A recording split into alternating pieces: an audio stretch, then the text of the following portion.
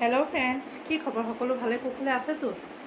মই বাৰীৰ পৰা কি লৈ আহিছোঁ চাওক। চিনি পাইছে আপোনালোক? নাই পোৱা? ভেদাইল পাত।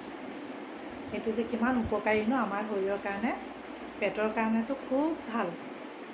মই এইটোৱে আজি কিবা এটা বনাম আৰু আপোনালোকক দেখুৱাম। আপোনালোক চাই থাকিব দেই। খালি এইখিনি ছিঙিব লাগিব, এতিয়া ছিঙি পিনি ভাল।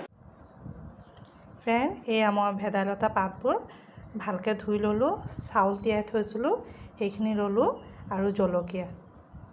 এইখিনি এতিয়া মই পিচি ল'ম।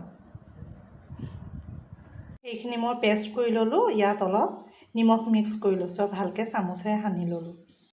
মই টাৱা এখন পাতি লৈছোঁ চাওক। ইয়াত এতিয়া তেল দিম আৰু এইটোৰে সৰু সৰুকৈ পকৰি বনাম। পেটৰ কাৰণে বহুত ভাল বুলি এনেকৈ অলপ চেপেটা চেপেটা টাইপৰ দি দিছোঁ। খাবলৈ ভাল লাগে আৰু চাউলখিনি পিচি দিছোঁ যে এটা মচমচ হৈ থাকে।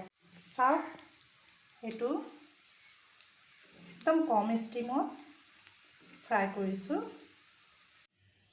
এয়া হৈ গ'ল মোৰ ভেদাইলতা পাতৰ বৰা। একদম পাপৰ নিচিনা হৈছে, মানে চাউল পিচি দিছিলোঁ যে। খাই ইমান ভাল লাগে, আপোনালোকে কেতিয়াবা বনাই খাই চাব। আৰু যদি নহয় আমাৰ ঘৰলৈ আহক, মই বনাম, আপোনালোক সকলোৱে খাব। তাৰমানে এতিয়া মই এইটো ভাতৰ লগত খাম। ঘামি গৈছোঁ, ইমান গৰম কি কওঁ। বাৰু আজি এই ভিডিঅ'টো দিছোঁ। মোৰ ভিডিঅ'টো ভাল পালে লাইক কৰিব, কমেণ্ট কৰিব আৰু আপোনালোক সকলো ভালে কুশলে থাকিব আৰু মোক আগবঢ়াই নিবলৈ সহায় কৰিব। Thank U.